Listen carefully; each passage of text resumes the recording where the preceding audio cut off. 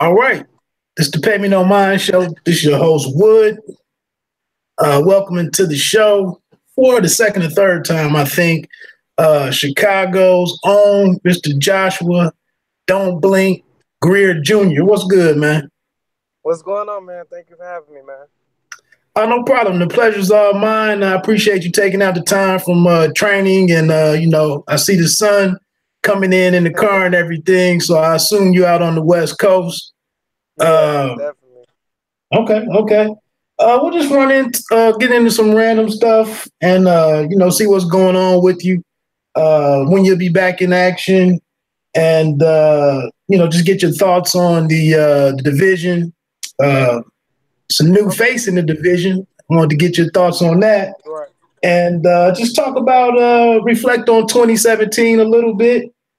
And, hopefully, like I said, we get joined by a couple of people and maybe, some boxing fan questions come in and whatnot. We'll see. Okay.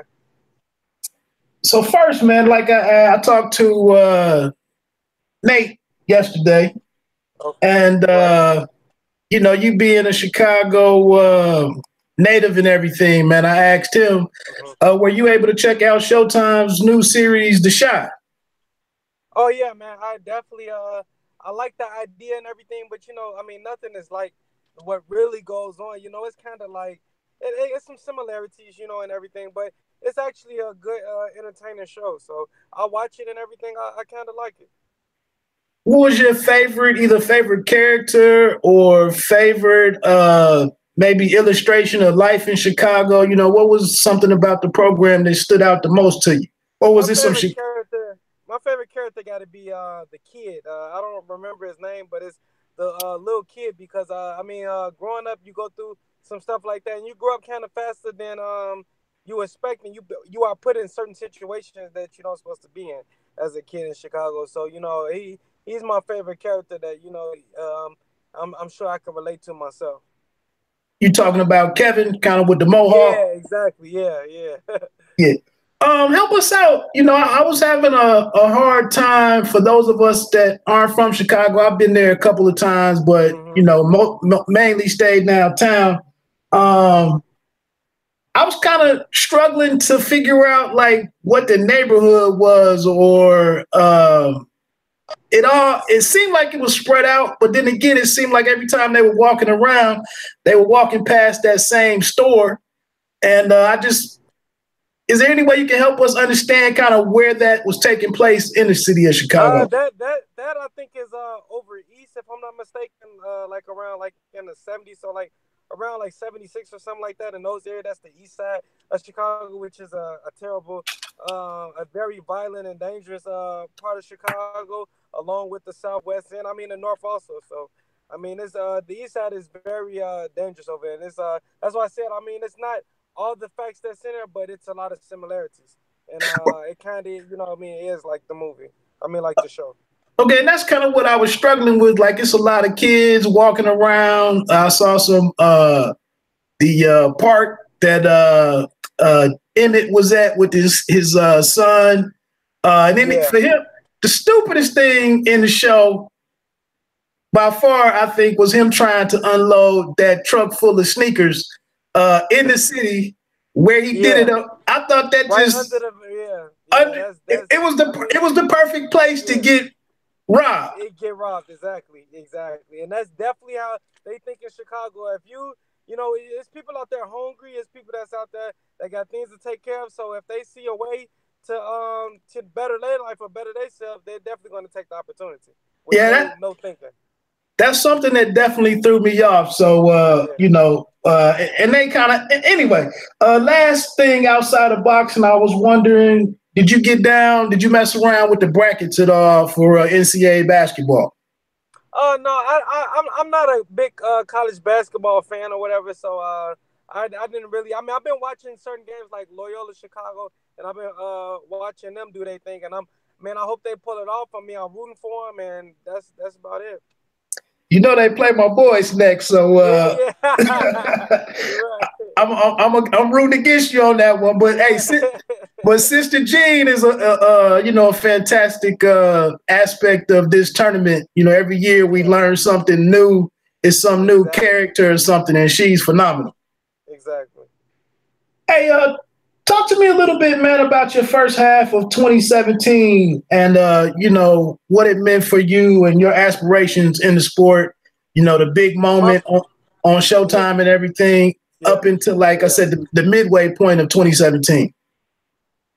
But first half of 2017, man, it's like my thoughts in my head. I wanted to get my name out there, and I just I'm still hungry, but I'm hungry, and I'm not coming to play with nobody in the division, and I'm a force to be reckoned with, and that's what I displayed with the first it was James Gordon. He was talking a whole bunch of stuff. Oh, you don't have any punching powers. I had like 5 knockouts at the time, but at the end, I was just starting my career, and I was finding myself and learning how to play certain shots, and I was getting better with time because I didn't have a big amateur career or whatever. So I'm learning as I go in the pros, and everything's coming together, man. Because James Gordon talks about, oh, you don't have power, and I told him, I said, okay, once I catch you, I just hope they can wake you up after I put you to sleep. And I meant every word. I don't talk just to be talking. When I talk, I mean exactly what I say, and I plan on displaying that. And that's what I showed him, along with the world. That what I mean. I don't care about your record. I don't care about none of that. Records are meant to be broken. You know what I mean? And that's it. And then after that, it was Leroy Davila. He's an Olympic alternate. I said, I don't care what he is. And he haven't fought me. You know what I mean? I don't care who he fought. He haven't fought me. He had a good fight with DAZN. They had an all-out war for 8 rounds. I said, it's not gonna go the distance. It's gonna be quick. And that's it. And I punished Davila. If the fight would have went on longer, I mean, he could have seriously got hurt. So, and that was it. You know, I was just getting my name out there, letting people know. I mean what I said. I'm about business, and I work very hard. And every time I fight, I will bring the pillow out because that's how my fight is going to end. It's kill or be killed in that of me. Now, what had you frustrated towards the end of 2017? I saw a post on Facebook. I saw a lot of highs throughout the year. Sometimes I'm just monitoring different stuff. Yeah. And then it was like, but, as far as like, I was like kind of, having problems like loyalty and trust issues with my trainer at the time, George Hernandez.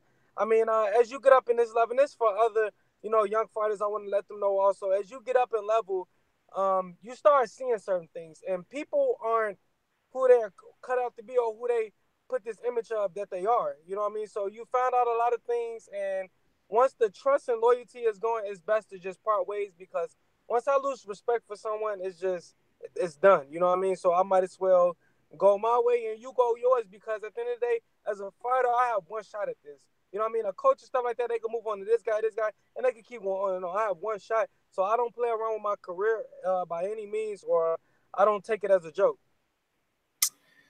Now, I saw the distrust and the loyalty comment in reference to George. And you guys were one of my favorite stories of 2017, was kind of seeing the arrival and the ascent of the Broke team. You seem like a very tight knit unit. Did the disloyalty, I mean, was it another fighter that he was getting behind, or do you feel like an opportunity wasn't passed along to you? It had nothing to do with another fighter or anything like that, because I mean, I'm not a jealous person. I'm very understanding. It's on a higher level as far as like manipulation and just taking advantage, and I mean, it's fighters that's coming up in that neighborhood in Chicago in these bad parts, and to me, I'm coming up and I was trying to change my life and everything. So I don't want to be taken advantage of. But you don't look at me as another guy in the hood that's not smart enough, because I'm very smart, I'm very articulate, and if I see something, I'm going to speak on it. You know what I mean? And I know right from wrong. I know what's right and everything. So it was just, it's time to part ways. Okay. Hey, I appreciate you kind of going into that a little bit. I could imagine it's personal and everything, but for those people that are fans of you or George and the Broke team, I did want to touch on, what kind of led to the split. So how are you with like the guys that are still underneath George? And I don't know if Adrian Granados is or anybody, but are you in the other fighters still? on good Yeah, I terms? mean, man, look, man, I'm living my life, man. I'm doing great, and I even wish the best for George. You know what I mean? Just because, you know what I mean, me and they called certain things. You know, if other fighters, you know, willing to work, I wish them the best, man, on their journey. I'm still friends with them on Facebook and social media, as far as Eddie Ramirez, and I just talked to Adrian Granados on the phone not too long ago. So I mean, I wish them guys the best by any means, because at the end of the day, we're all fighters in here with the same dream, with the same goals, and we're trying to make something happen out of nothing. And we both come from the same city, so I wish them guys the best. I respect that. I fully respect that. Hey, as your profile level raised in 2017, you know, again, like I said, I'm monitoring different things. I mean, I saw you doing or getting to it, taking different experiences in the city with Chicago Blackhawks and some other Yeah, things. I yeah. think, you know, what was your favorite experience that your newfound recognition presented you last year? My favorite had to be going to that Blackhawks game, because it was my first hockey game. I never been to a hockey game, and they won. Like, they blew out the state champions the year before. I mean, they blew out the World Cup champions the year before, and man, they won like by like 9-0 or something like that. They snapped, and the guy that come to the gym, I forgot got his name right off the top of my head, but the guy that come to the gym, he had the most points. So it was like, you know, to even be in I was in their locker room with them, and for them to be like, oh man, to see my knockout, to acknowledge me, you know, it was a good, humbling experience. You know what I mean? So, and it's just, I mean, a lot of experience. You know, to go, even when I'm traveling to these different states, New York, California, everywhere I go, where's the pillow? You know, it's a very great experience to know I'm doing stuff that's being recognized all over the world. You know what I mean? So Right. it's a great experience for me. I thought you had the personal Greer jersey on that night too. The Yeah, I black. did. Yeah, I did. I had the part that it was signed and everything. So yeah, I had a great time. Okay, that's phenomenal, man. That's awesome. Real quick, we get this out the way. I know you saw it. I was hoping you were gonna see it last month with the young man, the young fighter out of Detroit that had the pillow. Yeah, Which okay, yeah, but which was where the pillow first made its appearance. yeah, Uh, exactly. I know you addressed it on social media. Have you reached out to him or anything, or is it Okay, first when I first seen it, I was getting so many texts that night on social media and then on my phone. And when I first saw it, I instantly got mad. Just being human, I got mad because it's like when I did it there, they only Greer so disrespectful. He's bad for the sport, and there was just so many people. Oh, you know, I hope he gets knocked out and all this. But then afterwards, after I calmed down and got back to reality, I thought, and this is after I already posted a picture of the kid and everything. I said, you know what? I deleted the picture. I reached out to the kid. I say, you know what I mean? I'm glad that I can inspire you yeah. in that type of way. And man, I wish you the best. Keep doing your thing. But just to let you know, if you go come out with a pillow, you have to work hard, because you have to live up to the hype. And it's I don't know if it's a image that you wanted to portray, because me personally, I don't care if people like me or don't like me, because I know who I am. You know what I mean? So, Uh-huh. you know, I'm just like, you know, I wish you the best, and man, keep doing your thing, man. I'm glad y'all kind of reached that type of accord, man, because I had the chance to speak to the brother that night, and you know, I think they introduced him as like a 6-time national champion, and it just seemed like a humble cat, ready to Yeah, work, and yeah, seemed like a talented kid. yeah. So I'm hoping, you know, for the best for him, and Yeah, like I'm you hoping said, for the best. So I said, man, it's a lot that coming. You got to be ready mentally and physically. You know what I mean? So I hope you put in that work in the gym, because like people tell me, oh, what if the pillow backfire? You have somebody? It's not gonna happen. I'm working 10 times hard now because I'm breaking out the pillow. okay. Another one of the experiences I thought I saw recently. I thought I saw you and Gallimore in the ringside or at the fight for Garcia and Lipinets Yes, yes, in San Antonio. yes, And you guys share the same management company in Journeyman. yes, Uh, what yes. was what was your how impressed were you at Sergey's effort that night against a talented fighter like Garcia and Sergey coming from you know, a kickboxing background and everything? Right. Me, first off, the experience, man. The experience was great. I mean, me and Nate, once we got there, people want to take a lot of pictures. They're like, "Oh man, you guys are beasts." So I mean, that's always great, you know. And then I was very happy with Sergey because he went in there and he fought a great fight. He didn't give up not one bit after he got dropped and everything. Sergey went in there and did what he had to do. You know, Mikey came out the better man that night, but Sergey did everything he could and he gave it his best and he didn't quit. Gotcha. So and then Sergey only got 13 fights also. So I was very happy with his performance with Garcia with Mikey. Is it just me, or or maybe did I see it right? I thought his performance against Mikey was actually better than his performance against Kondo. Yeah, it was, man. Sergey, he showed a lot of people that night. That's why I actually think these 140s are going to stay away from him because he showed a lot that night. He showed a lot of heart. I mean, he didn't give up, and Sergey is a great fighter also. Okay. What's the benefits, man, to living and training in LA now? Versus being in the Shy and everything that you guys created and built at Garfield and everything. Yeah. Can you get the same? It seems like the Shy will put a little bit of edge on you just with the seasons, that cold winter, and then the environment that you are around, as you just alluded to.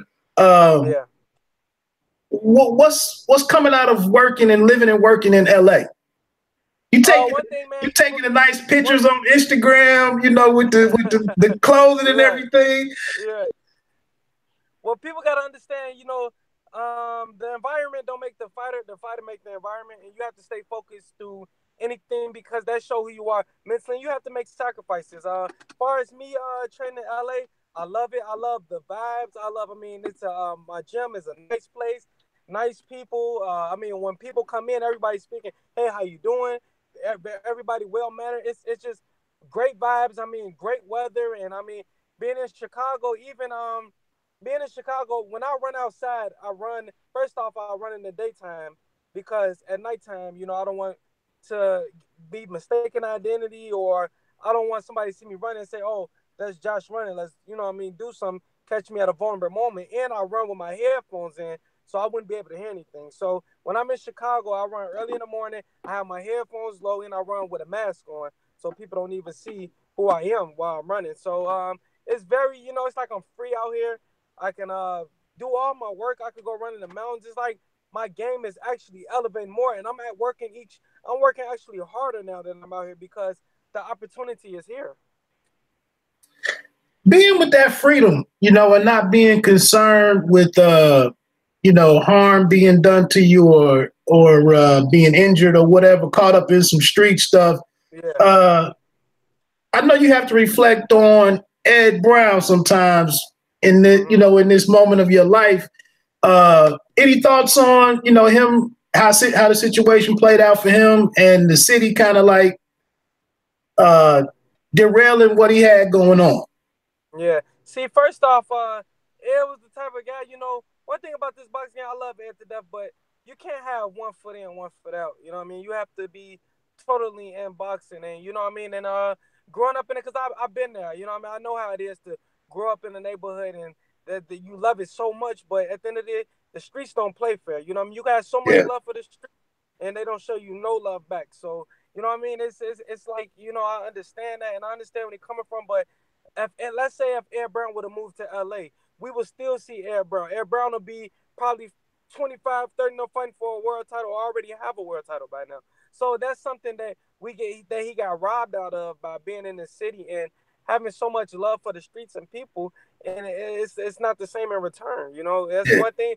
Streets don't play fair, and that's just how Chicago is. That's why, like in that show, The Shy, when the kid that played basketball got shot, the guy was like, "Man, back in the day, we didn't kill our stars," and you know what I mean. But it's different now. People, the jealousy, the hate for one another, it's just for no reason. People just jealous and hate on you. You know what I mean? When you come from nothing. So that's but one thing, I thank God that I found God, you know what I mean, at an early age, but I really got into God and I, changed my life 100%, man. Now, is your mom still in Chicago? Yes, my mother's still in Chicago. Yes. Because I know you guys are pretty tight. You know, I see y'all almost look like siblings instead of mom and son. It's funny you mentioned that though, that the running experience, because I've seen some video of Detroit's O'Quinn, Jericho O'Quinn. Yeah. I see him out training and whatnot, running and stuff. And you know, you wonder if like you said, it's not like Rocky, you know, with him running through Philadelphia and people, you know, embracing him and everything. That's not really how it works. Exactly. Hey, only a couple more questions, man. It doesn't seem like any fans might come in here to check out the, you know, to get in some questions to you and whatnot. But, you know, I still appreciate your time. Nothing the same. And the video will be out here, you know, for people to check it out and everything. I know I've been a little inactive lately, so people, you know, I got you. You know, out of sight, out of mind. Right. What's your outlook for the bantamweight division in 2018?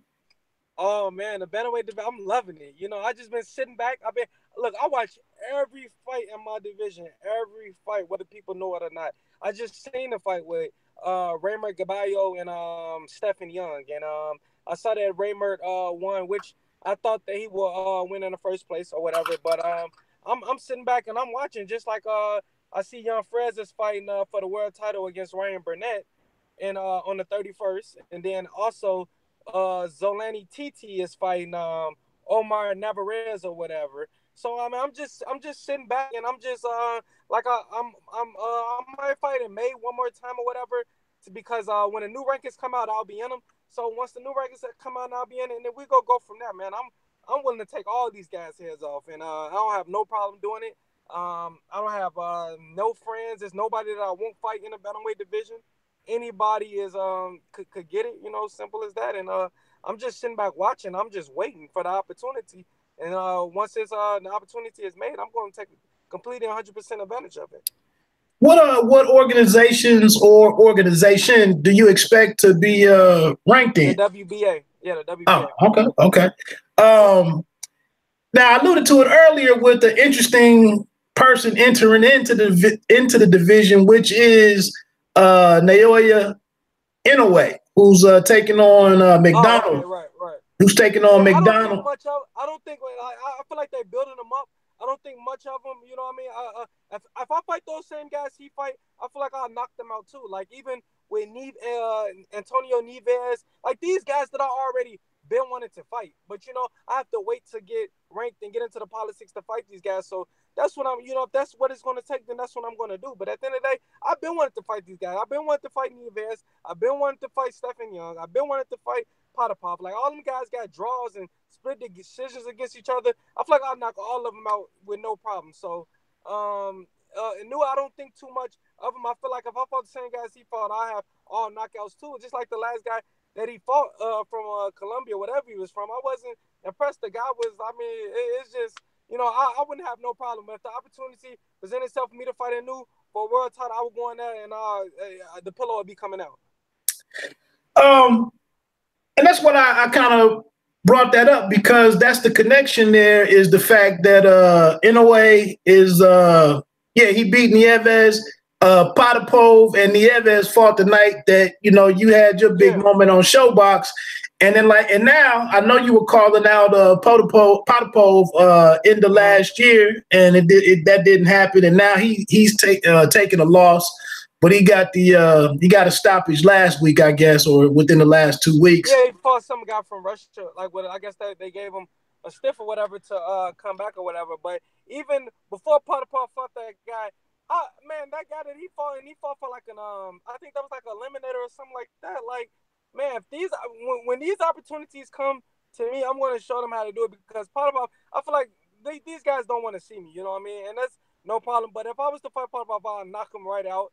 And even the guy he fought, I'll knock out. Omar Navarrete, whatever his name is. Navarrez. Yeah, he's like 42 years old. I'll knock that guy right out. He's fighting. Knocked him out with a body shot. Right. He's fighting TT on the 21st, Navarrez. So, so what do you think? what do you think is setting you apart from these guys at 118? I mean, I know it's a couple of younger guys in here that have about as many fights as you. Burnett is a guy that only has one more fight than you or so. Yeah. But what do you think that it is that you're bringing to the division that is going to give people trouble? I think it's my, like, I could fight or I could box. However you want, I could fight or I could box, and it's my attitude. When I have an attitude that when I'm coming in there. It's like it take me back from when I was like in the streets or something like that. And get into a street fight, you're fighting for your life. So it's kill to be killed, and it's like it's no time to be nervous. There's no none of that. So I have that edge. I feel like on these guys, like I'm coming in there to kill, and I could box, I can fight really good, you know what I mean? Or I could do whatever I want to do to get the win, and I'm going to win, and I feel like my power and my speed together and my accuracy is a deadly combination. Good deal. What's at the root of the bond between you and Nate? Obviously he's several divisions up above you. Taller guy and everything. But what have you guys really, what's caused you guys to really bond together? Because you two are staying together in LA. Yeah. Yes. So what's fueling that bond between you guys? Nate is definitely a big brother to me. I mean, he's definitely a role model for anybody. You know what I mean? The way he carries himself, the way he is spiritually, mentally is definitely a big brother. I mean, any problems I have, I could call on him in any situation. I can always depend on him. So at the end of the day, I mean, just I got so much trust within the guy, and he's a good guy to be like just small stuff, like even teaching me how to cook and all type of stuff. You know what I mean? Like I appreciate the guy a lot, and even when I fought James Gordon-Smith, because when I first started off at Garfield, I wasn't taking it much as serious as I should. I wasn't training as hard as I could. And they told me this right before I fought James Smith in the preparation of that camp. And they said, look, man, he said, you're not training hard. You can work harder. You can you can work harder and be on another level. You got to train harder. And the man, he showed me what he meant. I mean, it was always a competition. Everything we did, whether it was running, hitting the bag, sprints, whatever. And he was always, there to push me. And from that point on, I knew what it felt like to be in shape. And every fight after that, I already knew how to be at my peak and what to do to get to that peak to where I'm in tip-top shape. You know what I mean? So I have 100% bond with him in the ring, in the gym, and out the gym. What help us understand? You guys, parted ways from the Broke team, and have now reformed and rebranded yourselves as the Hungry Boyz. What's behind that? Okay. We cause it's like we kind of parted ways with the Broke team and the name and stuff like that, because at the end of the day, we're risking our life in there for representing this name. And at the end of the day, it was a lot of stuff like it's a lot of stuff that's like people was, oh man, the Broke team and giving out stuff like that. But at the end of the day, we're one benefit from it, and we're the one that's putting everything on the line, And then it was like kind of making me frustrated, and me and they frustrated when guys just come to the gym, like even in the amateurs, and they miss weeks of training and they fight and lose, and we the Broke team. Like, no, that's not what I'm about. Anything I represent, I take pride in. So if you're not in here working as hard as us and doing what you got to do, then I don't, I take offense to you saying you're the Broke team and you're not really, you putting bad salt on our name. So it's like at the end of the day, we just started because we always been hungry fighters. And one thing about the Broke team, I didn't too much like the name because I believe in speaking things into existence. Yeah. You know what I mean? So I'm not going to claim to be broke, and I'm not going to be broke. So at the end of the day, and I'm not even broke now. So at the end of the day, we're the Hungry Boyz, because I always had this hunger inside me to get to the top, and it's not going to change. And I'm going to be great once and keep being great and keep being great and keep doing it over again. So I'm staying hungry, and that's ever since we the Hungry Boyz. Right.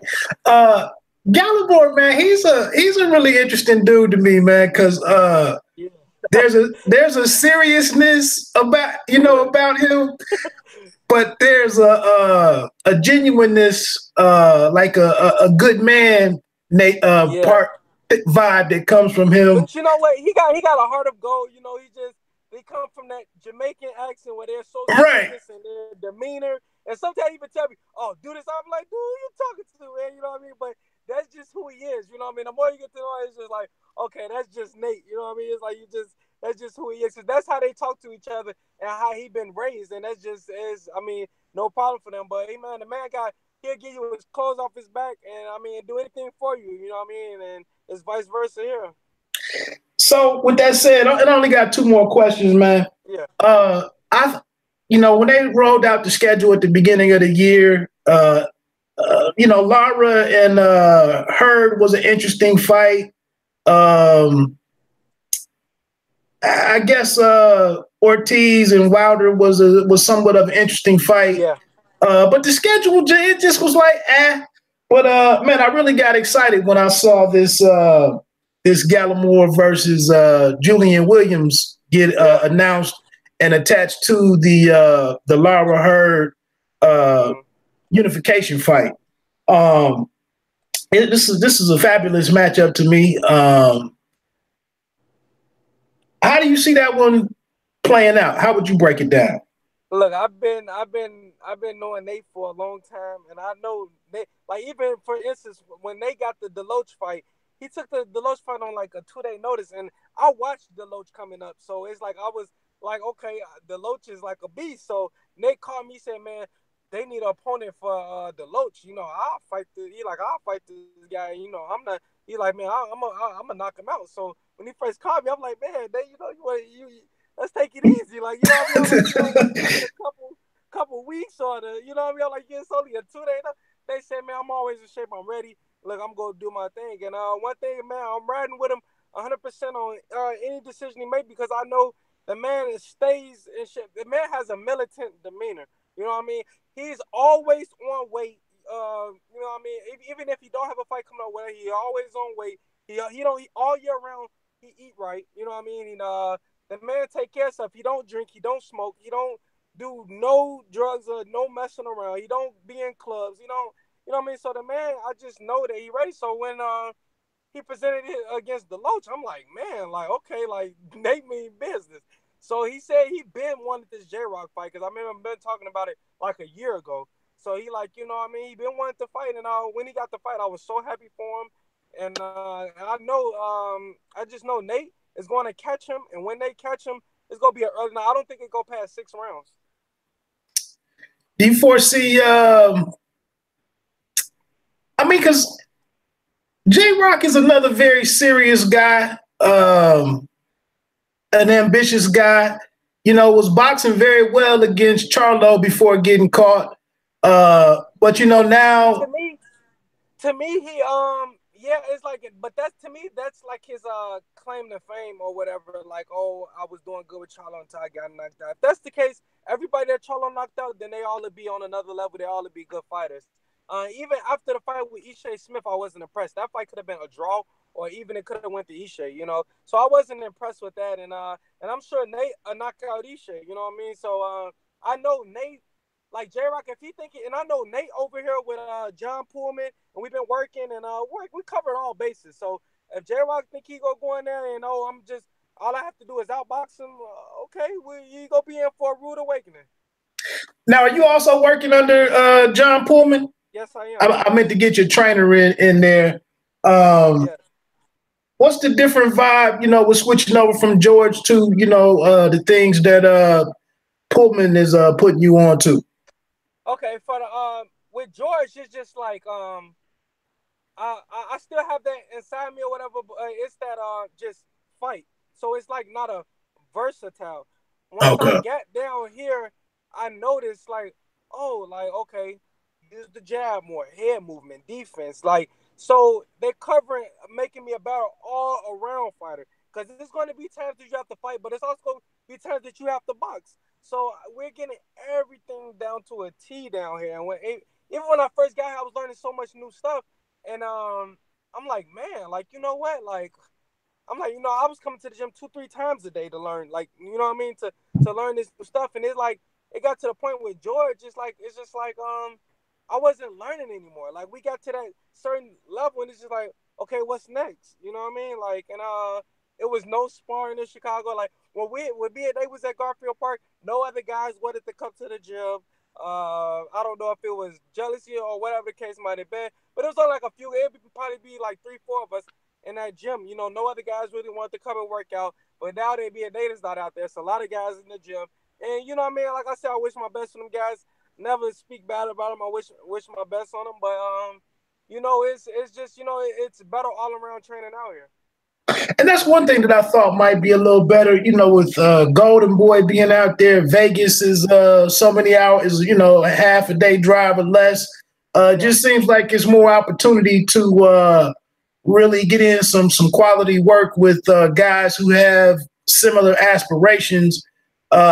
Exactly, and it's so much, and that's what I love, being in the gym and sparring other guys that's taking it serious how I'm taking it serious, because me and they take pride in this. This is not no game. This is our life. That's, you know what I mean. So I want to be ready down to a T. I want to be 200% ready. You know what I mean? Because at the end of the day, this is my life in there. Understood. Very last question, man. I appreciate your time tonight. I thank you for all the information and the insight and your opinion on everything. Yeah. I'm wishing you the best. When we get to see you in action again, man? I don't have the exact date, but in May I'll be back in action or whatever because I'm going to be ranked in the WBA. So in May I'll be back in action, and it's I can't say too much, but it's a World Series coming out, a World Boxing Series coming out for the 118, and best believe, man, I'm going to be the king of things at that. Okay. I'm gonna save some stuff for next time, man, because I feel like you give me time when you can and everything. So I'm gonna leave some meat on the bone. Like I said, I appreciate it, man. I wish you the best. I give you a lot of credit for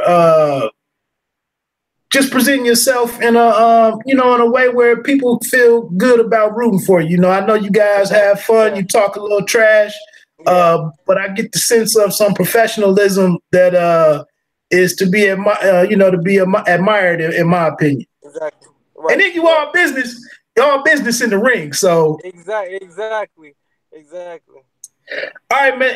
Any last words for anybody that check this out? Man, I just want to say, first I want to thank God for everything, and for putting me in a better situation and all my blessings that I had to come. And I want to thank Journeyman Management so much for always being by my side and also helping me through everything, to get to where I am now and where I'm yet to come. And I'd like to thank my coach, John Pullman, and also Buddy McGirt, and the whole Journeyman staff. And I can't wait to be back on the stage in 2018 to give all my fans what they want to see, and the pillow is always going to come out. So, I'm working hard. That was one thing that I did want to get to.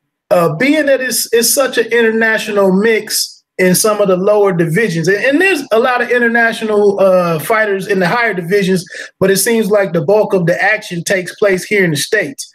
Are you confident that if you do have to go to South Africa, UK, or some of these things, are you confident that Journeyman can put those types of moves together for you, or will the international aspect of the division kind of be a hindrance and you get into the next level? Man, look, I was raised in Chicago, and one thing about me being raised in Chicago is you don't pick where you fight. Wherever somebody disrespect you at, that's where you fight right then and there. So at the end of the day, I don't care what a fight is at. I don't care about how big the ring is, how small the ring is. Just put the money, long as the money right, and my management team make it happen, I'm there and I'm ready. All right. Hey, we're gonna end it on that, man. Thanks a lot. Keep in touch with me. Let me know as you can share some developments on the next opponent, and we'll get in touch. Thank you, bro. I appreciate you, man. Yep. Take care. All right. Hey, look, in my thing all the time, you don't have to be great to start, but you have to start to be great. Got some other stuff that's in the works. I just wanted to get back to work. You know, ain't nothing changed. You can see I'm in my new digs now. I'm still putting some final touches on things. But the Pay Me No Mind sports and entertainment show is back. And, you know, we're going to keep doing our thing. Peace.